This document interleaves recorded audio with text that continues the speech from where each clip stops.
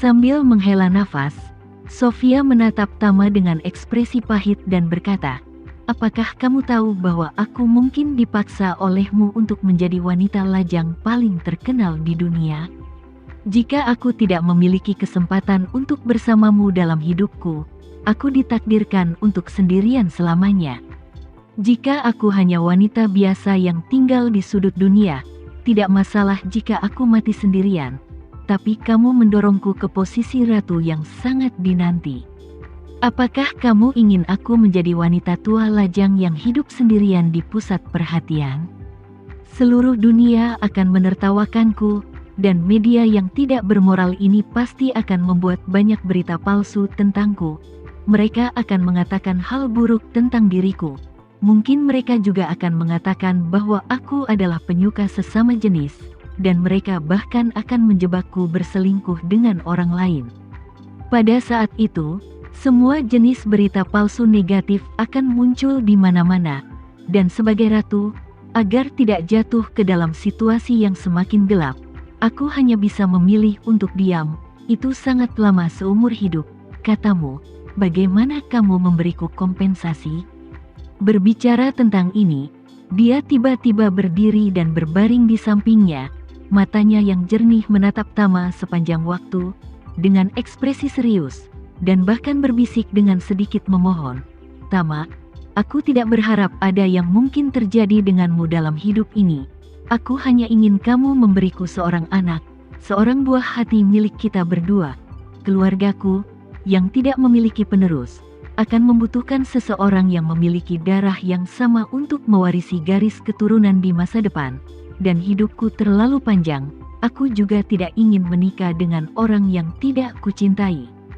Saat ini, Tama masih tertidur lelap. Dia sama sekali tidak menyadari kedatangan Sofia, apalagi apa yang dia katakan di telinganya. Pada saat yang sama, Sofia sudah sangat jatuh cinta. Dia mengambil inisiatif untuk mencondongkan tubuh ke arah Tama, dan bibirnya dengan lembut menciumnya. Dia langsung tenggelam dalam ciuman ini, tidak dapat melepaskan diri, dan dorongan itu seperti tangan besar yang tak terlihat, dengan putus asa mendorongnya untuk terus melangkah maju. Tetapi pada saat ini, dia melihat wajah Tama yang tampan dan mempesona, tapi selalu tidur, dan tiba-tiba merasa sedikit tertekan. Dia menatapnya dan bertanya dengan lembut, "Jika kamu bangun sekarang dan melihatku seperti ini, kamu akan sangat kecewa." Suara Sofia terdengar lembut dan agak sedih. Namun, Tama yang sedang tidur nyenyak di depannya, tetap tidak menanggapi. Saat ini, dia hampir sepenuhnya terputus dari dunia luar. Melihat bahwa dia tidak menanggapi sedikit pun, kesedihan Sofia di hatinya tiba-tiba membesar dengan cepat. Air mata yang dia tumpahkan ketika dia melihat Tama sudah dipertaruhkan. Dia membelai wajahnya dengan ringan, tersedak oleh isak tangis dengan suara rendah.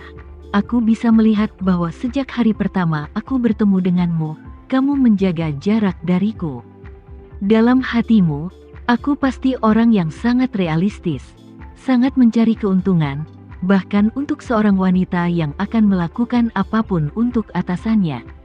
Jika aku hanya melakukan hubungan denganmu tanpa kamu tahu apa-apa, dan pada saat yang sama aku cukup beruntung untuk mengandung anakmu, haruskah kamu lebih meremehkanku? Bahkan, kamu mungkin penuh diskriminasi dan prasangka terhadap anak kita karena kamu memandang rendah diriku. Jika aku gagal mengandung anakmu, maka kamu mungkin memandang rendah diriku. Kamu akan menjauh dariku dalam hidup ini, dan aku tidak akan pernah melihatmu lagi, kan?" Karena itu, dia menyeka air matanya dan berkata dengan tegas, "Tidak, aku tidak akan memperdalam perasaan ini untukmu lagi. Kesempatan untuk persepsi yang salah. Benar-benar tidak, hidup masih awal. Aku pasti akan menggunakan cara terbuka untuk membiarkanmu mengubah persepsimu yang salah tentangku, dan memberitahumu bahwa, kecuali ibuku, satu-satunya hal yang sangat aku pedulikan di dunia ini adalah kamu." Setelah itu, dia membungkuk lagi, mencium bibirnya dengan ringan, dan meringkuk di lengannya seperti anak kucing. Bersembunyi di pelukan Tama, dia tidak bisa menahan tawa keras, dan berkata, "Aku ingin memelukmu dan tidur selama 1 jam. Berjanjilah padaku, jangan bangun jam segini, supaya aku bisa bangun dengan sopan dan pergi dari sini." Setelah selesai berbicara, dia meletakkan wajahnya di hati Tama, dan perlahan menutup matanya. Pada saat ini, dia merasa bahwa dia adalah wanita paling bahagia di dunia. Namun, satu-satunya penyesalan adalah karena dia takut dia akan bangun lebih awal dari dirinya sendiri. Sofia tidak berani membiarkan dirinya tertidur sepenuhnya. Meskipun dia penuh kebahagiaan, dia agak berhati-hati dan khawatir. Dalam pelukan Tama, dia tertidur selama hampir 1 jam, setengah bermimpi dan setengah terjaga. Jam ini adalah jam yang paling memuaskan sejak dia dewasa. Melihat jam dinding di dinding sudah menunjuk ke posisi jam 9, dia turun dari tempat tidur dengan lembut, mengenakan pakaiannya dengan lembut, dan kemudian merapikan separuh tempat tidur yang ditidurinya, dan dengan hati-hati mengambil rambut yang jatuh di lengan Tama. Setelah melakukan semua ini, dia menatapnya, menciumnya lagi tak terkendali, kemudian dengan enggan berjalan keluar ruangan, dan menutup pintu di belakang dengan hati-hati. Hampir tengah hari ketika Tama perlahan membuka matanya, dia merasa bahwa dia telah mengalami tidur yang paling lama tetapi paling damai sejak dia memiliki ingatan. Meskipun tidur ini tidak menambah auranya secara signifikan, itu sangat meningkatkan semangatnya. Dia perlahan bangkit dari tempat tidur, merentangkan tangannya, dan meregangkan tubuhnya, dan tiba-tiba merasakan ada aroma yang sangat familiar di tubuhnya. Bau ini sama dengan wangi di tubuh Sofia.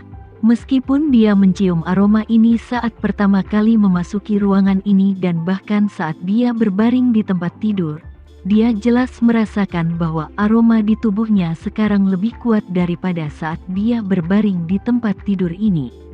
Dia juga tahu betul di dalam hatinya bahwa hal-hal seperti wewangian terus-menerus menjadi usang, dan sekarang baunya lebih kuat dari sebelumnya. Artinya, bau ini telah terisi kembali di tengah tidurnya. Memikirkan hal ini, tanpa sadar Tama merentangkan tangannya ke selimut di sisi lain tempat tidur, dan dapat dengan jelas merasakan bahwa masih ada sedikit sisa kehangatan di selimut di sisi lain di mana tidak ada yang tidur.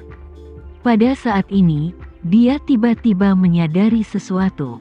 Tama tanpa sadar mengangkat selimutnya, menatap celana dalamnya, dan sedikit lega saat mengetahui kondisinya masih aman. Saat ini, dia sudah menyadari bahwa Sofia pasti datang saat dia tertidur dan tidur di sebelahku.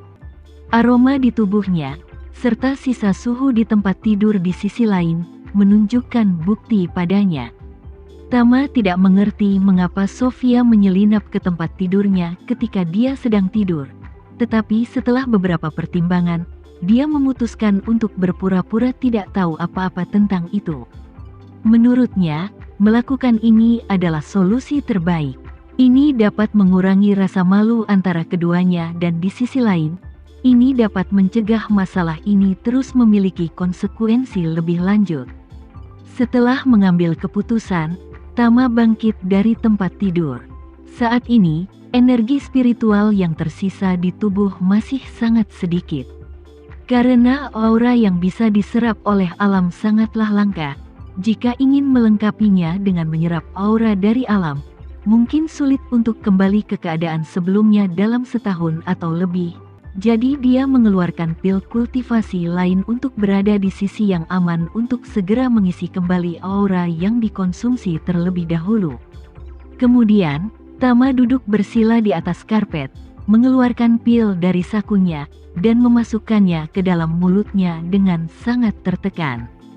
Dalam sekejap, ramuan itu berubah menjadi aura yang kaya, yang terus-menerus berkumpul di dalam tubuh. Namun, yang mengejutkannya adalah aura di tubuhnya dapat terisi penuh dengan 1 pil budidaya. Namun, Setelah konsumsi energi spiritual yang sering dan cepat kemarin, pil kultivasi yang baru saja dia minum hanya mengisi 80% energi spiritualnya. Tama berpikir dalam hati, sepertinya keadaan ekstrim yang sering terjadi bukanlah hal yang buruk.